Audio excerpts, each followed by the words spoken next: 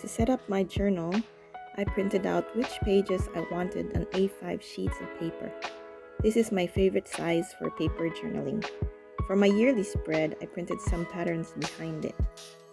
Later on, I will print more pages as I go through the year and as needed. That way, I won't end up with so many wasted blank pages.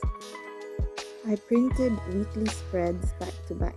I printed them so that each week is one 2-page spread. So on the first page, I started with Thursday, and on its back, I printed the page that started with Monday.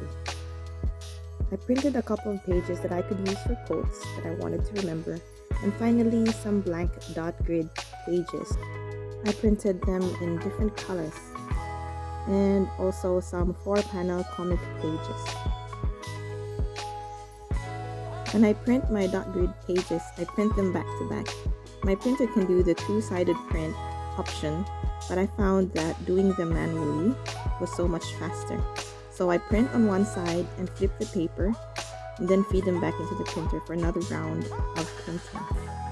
When printing on A5 sheet, I shrink down the size to 68%.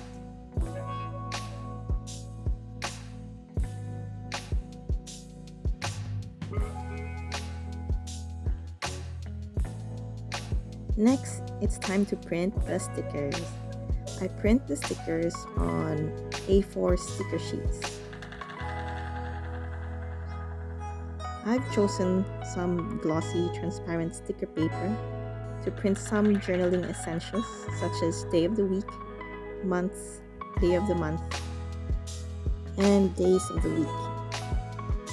When cutting Kiscut style stickers, I use my rotating blade cutter.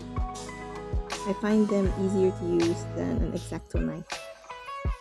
I use transparent stickers so that I can layer my designs such as this and make it more interesting.